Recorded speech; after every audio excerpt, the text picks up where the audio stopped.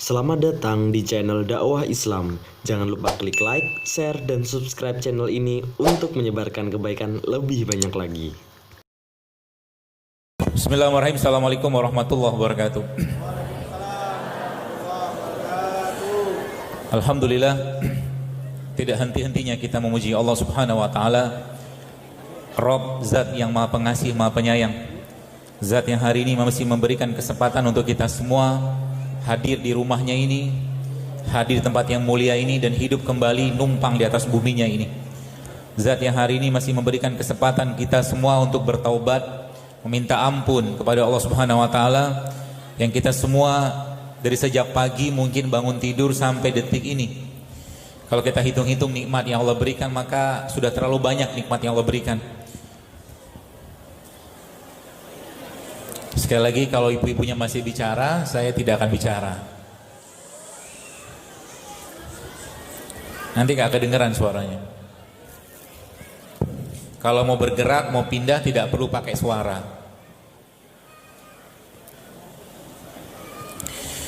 Jantung Anda saat ini, Bapak sekalian, berdetak berdenyut tanpa kita perintahkan. Paru-paru Anda mengembang mengempis juga tanpa Anda perintahkan. Mata kita berkedip juga saat ini juga berkedip tanpa kita perintahkan. Bahkan ketika tadi siang kita makan, maka ketika makanan itu masuk ke tenggorokan kita dan masuk sepertiga atau 2/3 dari jari kita ini, maka sudah tidak ada peran lagi kita di sana. Allah semua yang mengolahnya, Allah semua yang memasukkannya, Allah semua yang mengaduknya, Allah yang menjadikan itu sebagai suatu sistem yang amat sangat sempurna, yang subhanallah kalau kita belajar dari itu semua, maka kita akan melihat begitu besar tanda-tanda kebesaran Allah yang ada pada diri kita sendiri. Ibu-ibu yang menyusui anaknya, mungkin Anda belum pernah berpikir atau mungkin belum berpikir bagaimana makanan yang kemudian berubah menjadi darah, menjadi nutrisi, menjadi bahan-bahan penting bagi tubuh Anda, kemudian dengan kuasa Allah darah tadi berubah warnanya menjadi putih, yaitu menjadi air susu. Di mana perubahan itu? Begitu besar sekalian tanda-tanda kebesaran Allah tadi, yang subhanallah semakin kita mengenal tanda-tanda tadi, maka semakin kita akan banyak berpikir, merenung. Sekitar Anda, sekitar masjid ini juga banyak pohon-pohon. Ada pohon yang daunnya panjang, ada pohon yang daunnya lebar, ada pohon yang akarnya kuat ke bawah. Siapa yang menciptakan itu? Allah semua. Ada batu yang kita lihat di depan sana, ada batu kecil, batu besar, ya, batu sedang, katakanlah. Siapa menyusun itu? Allah yang menyusunnya. Allah yang menjadikan bumi dan segala isinya ini begitu sempurna untuk kita tatap, kita pandang, karena Dia ingin menunjukkan tanda-tanda kebesarannya kepada kita semua. Yang Allah sampaikan dalam Al-Quran, sanurihim ayatina fil afaq wa fi anfusihim hatta yatabayyana lahum annahul haq. Kami akan perlihatkan tanda-tanda kebesaran kami di segenap penjuru langit dan pada diri mereka sendiri, sehingga jelaslah bahwa Al-Quran itu benar. Kita hidup di dunia sekalian tidak lain tidak bukan untuk menjadi apa? Untuk menjadi hambanya Allah, untuk menjadi Abdullah, untuk menjadi orang yang tiap hari kehidupan kita tidak lepas dari ibadah, ibadah, dan ibadah. Ibadah itu butuh fisik yang kuat. Ibadah itu butuh badan yang prima. Orang-orang yang tak mampu atau orang-orang diberikan kemampuan fisik yang cukup, maka ibadahnya pun sempurna. Orang-orang yang tidak menjaga badannya, kemudian akhirnya dia sakit pinggang, sakit lutut, sakit apa, akhirnya dengan itu dia sholatnya duduk, maka pahalanya setengah dari sholat berdiri. Orang yang sholatnya berbaring, maka pahalanya setengah dari pahala sholat orang yang duduk.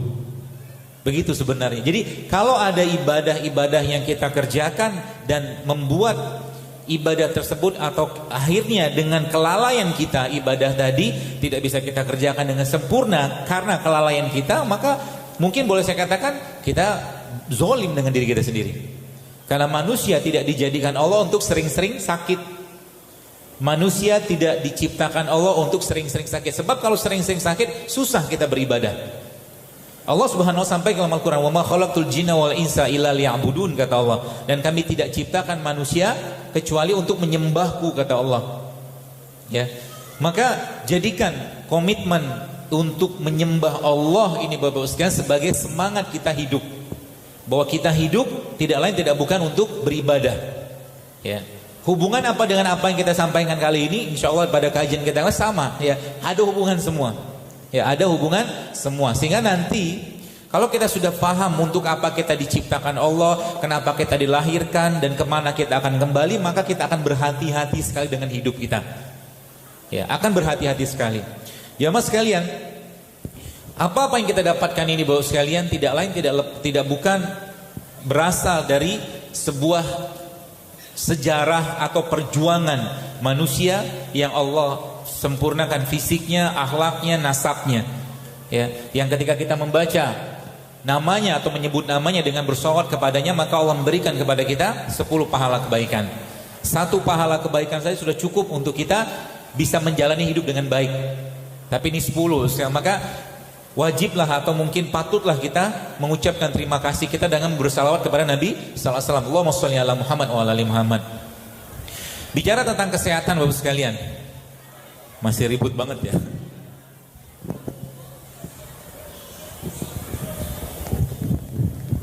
Ayo beretika dalam majelis. Salah satu etika majelis itu tidak membuat majelis dalam majelis. Ya. Salah satu etika majelis adalah tidak membuat majelis dalam majelis. Artinya apa? Jangan ngobrol ketika yang bicara di depan lagi bicara. Itu etikanya. Karena nanti akan dikurangi keberkahannya. Ya, kalau bahasanya kita nanti akan berkurang adabnya kita. Ya, itu adabnya. Dan itu sudah dicontohkan oleh para salafus soleh. Ketika Rasulullah bicara, maka mereka diam. Bahkan kalau ada burung yang bertengger di kepala mereka, maka burung itu tidak akan pergi karena saking diamnya mereka. Ya. Ibu di atas mungkin juga mohon dikecilkan volumenya. Baik.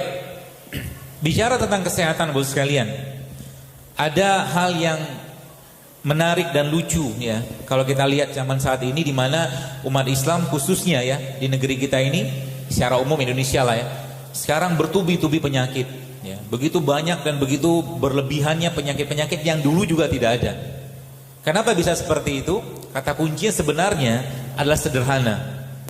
Apa kata kuncinya? Kata kuncinya adalah ketika kita jauh dari tuntunan Al-Quran dan sunnah Nabi kita Sallallahu Alaihi Wasallam, maka akan banyak masalah, termasuk urusan kesehatan. Pasti banyak masalah. Jadi semua urusan atau masalah-masalah kita tersebut muncul karena apa? Karena jauhnya kita atau mungkin belum ikutnya kita terhadap tuntunan-tuntunan tadi. Contoh, saya sering sampaikan begini. Kalau kita bicara tentang orang yang kena kolesterol, ya, pertanyaannya, apakah orang yang kolesterol atau kena kolesterol tadi, atau orang yang kena darah tinggi lah, kira-kira orang yang berlebihan atau banyak makan, atau orang yang mengurangi atau sedikit makan? Berlebihan kan? Pedoman Al-Quran apa? Wa kulu wasrobu wala tusrifu, kata Al-Quran. Kalau makan silakan, tapi jangan berlebihan. Itu sudah satu poin dilanggar. Ya, akhirnya apa? Nabi menjelaskan bahwa di akhir zaman, kata Nabi alaihissalatu wassalam, aku melihat di kalangan umatku banyak dari mereka yang gemuk, kata Rasulullah.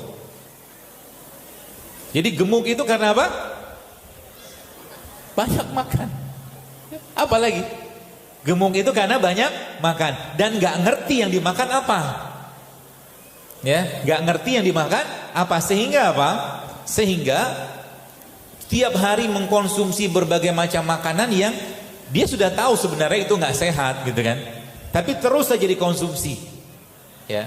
Nah kan saya katakan ya bagian dari kekurang syukuran dia terhadap tubuh yang Allah ciptakan.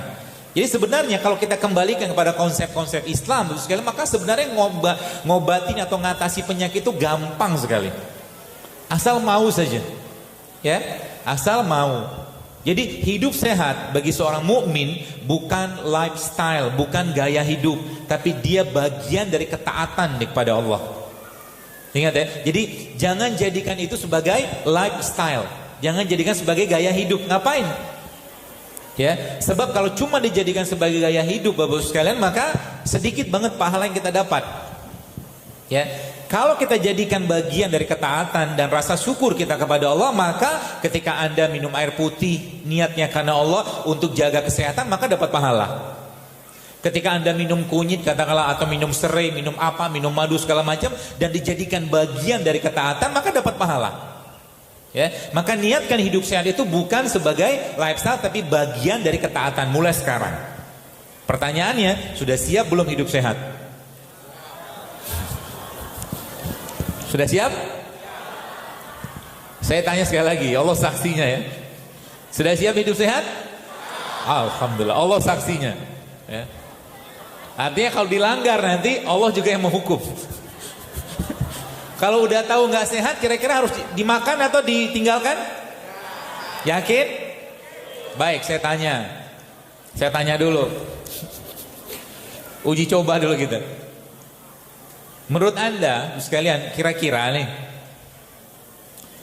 nasi goreng itu sehat nggak? Hah? Sehat nggak? Tengah-tengah gitu ya.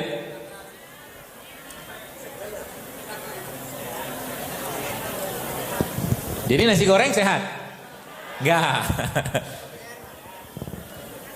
Ya enak, gak apa-apa. Enak kan belum tentu sehat. Ya kan? Kalau dimakan udah ngerti gak sehat, tapi dimakan namanya apa? Zolim. Iyalah zolim. Udah ngerti gak? Bukan gak boleh ya gak sehat. Kalau gak boleh mah haram mah jelas, gak usah. Kalau kita next stepnya itu udah ngerti gak sehat, masih dimakan namanya zolim lah. Apalagi? Dan apa yang kita makan Bapak sekalian itu insya Allah akan mempengaruhi atau menjadi status kesehatan kita dalam beberapa tahun ke depan. Baik, mau buktinya banyak orang zaman sekarang, ya banyak orang zaman sekarang itu Bapak sekalian yang mereka daftar haji lah katakanlah, nggak tahu saya daerah Banten atau daerah Serang ini daftar haji berapa, sebelum mungkin 10 tahun 15 tahun daftar haji sekarang misalkan tahun ini 2019, kemudian 10 tahun lagi dia bisa berangkat, dan selama 10 tahun itu dia tidak menjaga dirinya, selama 10 tahun itu dia tidak menjaga makanannya. Apa yang terjadi ketika dia medical check up untuk berangkat haji, ternyata nggak bisa berangkat gara-gara tidak sehat, kan nyesek ya kan? Padahal kalau mulai sedikit memperbaiki pola makan, pola minum, maka banyak yang kita bisa dapatkan di situ ya, lebih sehat ya, seperti itu. Ya baik, jadi gitu, hidup sehat jadikan sebagai bagian dari ketaatan. Nah pertanyaannya, kenapa banyak orang zaman sekarang ya muncul berbagai macam penyakit atau keluhan yang dia nggak sadar ya. Jadi gini bos sekalian, Allah menciptakan badan kita ini ya, Allah menciptakan badan kita ini amat sangat sempurna ya. Ada masalah di satu bagian dia akan ngeluh, ada masalah di satu bagian dia akan ngomel. Ketika muncul omelan, ketika muncul keluhan, jangan dihilangin dia. Contoh gini, kalau lagi pusing ya, kalau lagi pusing jangan langsung ujuk-ujuk minum obat anti nyeri. Istirahat dulu, tidur. Mungkin kurang tidur, atau mungkin kurang air, atau mungkin kurang gula, Anda bisa minum madu, atau mungkin kurang mineral, atau mungkin kurang pelancaran, bisa minum jahe, kunyit segala macam, seperti itu. Pedomannya kayak begitu. Keluhannya kita itu jangan dihilangkan ya, keluhannya kita jangan dihilangkan, tapi diapain?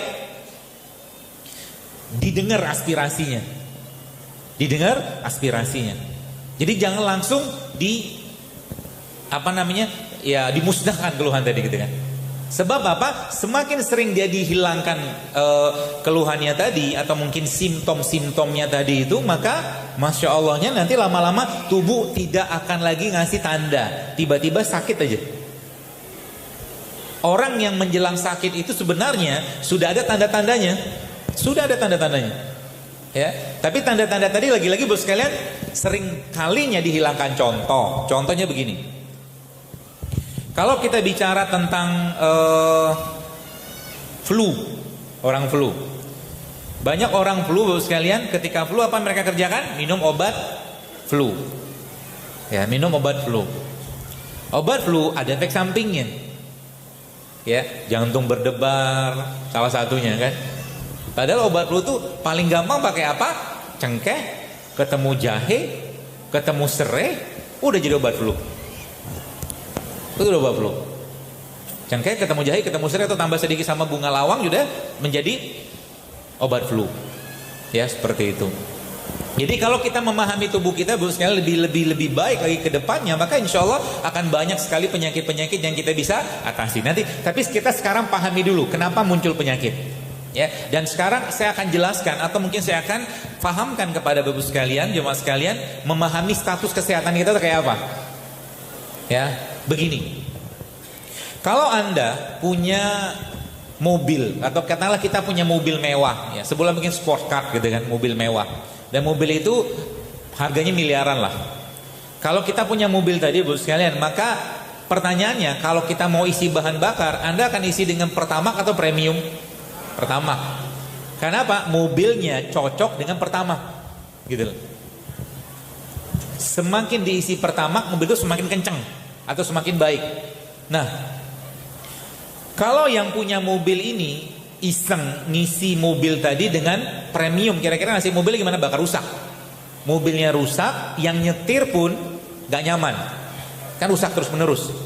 Kalau pertanyaan tadi saya kembalikan kepada Anda sekalian, apa pertanyaannya? Mahal mana mobil tadi dengan badan kita? Maka jawabannya pasti mahal badan kita. Sebulan mobil tadi harganya 10 miliar misalkan. Kalau ditanya mahal mana dengan badan kita, maka kita akan mengatakan mahal badan kita. Tapi pertanyaannya, apa bahan bakar tanda kutip yang kita masukkan ke badan kita? Saya kasih 3 pilihan. Premium, Pertamax, atau oplosan. Kira-kira apa? Jujur aja lah, oplosan kan. Yang dimakan banyak gak sehatnya, sayur jarang, buah jarang, air jarang, puasa jarang. Ya kan? Akhirnya apa? Badannya ngeluh, badannya ngomel gitu loh. Jadi kalau udah tahu status kesehatannya kayak begitu, maka jangan lagi di ubek-ubek gitu loh. Jangan lagi dipakin kacauin. Cukuplah ya. Dan bagi Anda yang mungkin perlu dikuatkan lagi niat hidup sehatnya, saya sampaikan bahwa kenapa dokter mengajak hidup sehat? Karena saya bilang begini, saya tidak mau masa tua saya nyusahin keluarga. Saya tidak mau masa tua saya nyusahin keluarga sehingga mereka sibuk merawat saya dengan penyakit saya gara-gara penyakit yang saya bisa cegah dari saat ini.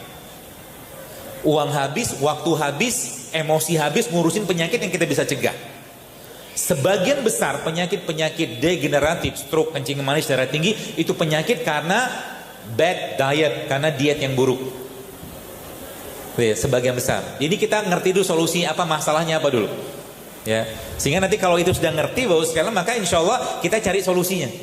Dan solusinya itu gampang, mudah, murah sebenarnya. Asal mau aja.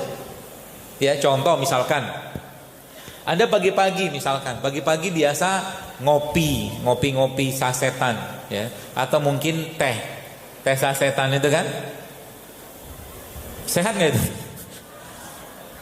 Nggak berani jawab dia. Nggak sehat kan? Ya, bukan dia boleh dimakan, tapi kalau terus diminum nggak sehat. Padahal Anda bisa ubah kan. Contoh begini, pagi-pagi misalkan Anda potong-potong serai kayak begini ya, lalu Anda masukin ke dalam air panas, kasih madu sedikit, sudah jadi obat serai ya. Yang kalau Bapak Ibu sering baca postingan yang saya buat, salah satu tumbuhan ciptaan Allah yang saya sering pakai untuk orang-orang autoimun ini, serai ini. Ya, dan kuasa Allah Bapak sekalian, dengan kuasa Allah akhirnya apa? Ya ada yang sembuh sebagian besar, Masya Allah. Ada yang tulangnya menjadi lebih kuat, mensnya menjadi normal kembali ya, gara-gara ini doang. Kenapa? Karena kalau Anda beli mobil Toyota, maka pasti mobil tadi atau pasti pabrik tadi bikin spare part. Paham gitu ya? Manusia ini ciptaannya Allah Bapak sekalian. Maka tidak mungkin Allah membiarkan kita hidup tanpa spare part. Ya kan? Spare partnya apa? Ya ini salah satunya. Dan yang ada di depan itu ada kapulaga, ada ketumbar, ada jahe, itu kan spare partnya. Jadi obatnya kita itu ada di situ sebenarnya, obat tanda kutip. Maka kalau Anda tiap hari mengkonsumsi itu, maka niscaya Anda akan sehat. Karena apa? Allah yang menciptakan. Maka jangan tanya sama saya, amankah minum serai? Amankah minum jahe? Amankah minum kunyit? Sebab ini Allah yang ciptakan. Belum pernah ada orang Indonesia keracunan minum kunyit, betul? Betul nggak? Banyak orang hebohnya luar biasa. Nanti kalau minum jamu gimana? Minum jahe gimana? Minum kunyit gimana? Belum pernah ada keracunan. Yang justru malah jadi masalah itulah ketika berlebihannya manusia zaman sekarang dalam mengkonsumsi obat-obat buatan manusia. Kan gitu. Sebagian besar penyakit muncul gara-gara asbabnya, salah satunya karena itu berlebihan. Kalau nggak penting jangan makan. Ya kenapa? Seaman-aman apapun obat kimia ada pasti efek sampingnya gitu loh. Pasti ada.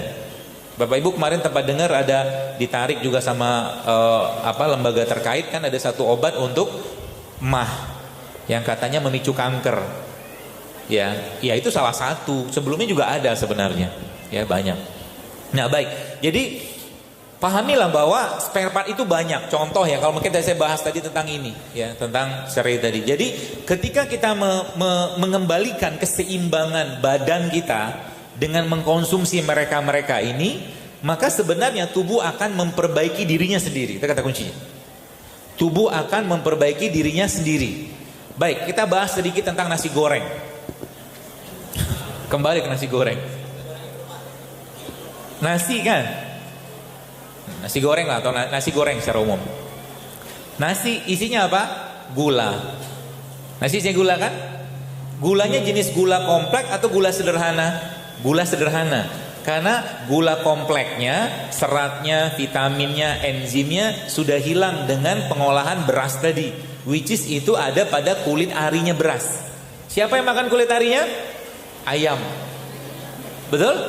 Ayamnya sehat, manusianya kena DM, diabetes. Ya kan? Seperti itu. Jadi ayamnya dia asik jalan depan kita gitu, merhatiin kita gitu kan, manusia gitu kan. Ya, kenapa sakit-sakitan terus gitu? Mungkin yang berpikir begitulah. Nah, gula kalau tidak dipakai tubuh kita, Bapak sekalian, gula kalau tidak dipakai tubuh kita, maka gula tadi akan berubah menjadi glikogen. Lihat. Glikogen kalau tidak dipakai, dia akan diubah menjadi lemak. Ya, saya urutannya ya. Gula, glikogen, lemak. Baru satu nasi.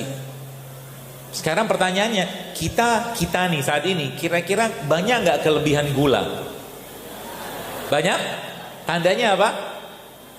Lipatan di pinggang. Salah satunya. Ya? Lipatan di pinggang. Hayya 'alal falah.